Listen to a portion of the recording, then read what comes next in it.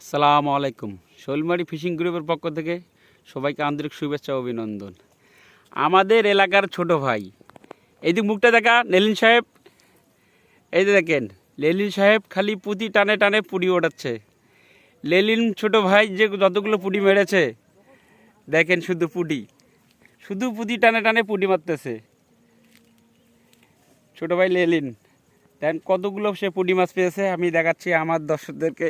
এই দেখেন পুঁটি, সে কতগুলো পুঁটি মাছ পেয়েছে, দেখছেন কতগুলো সে পুঁটি মাছ পেয়েছে।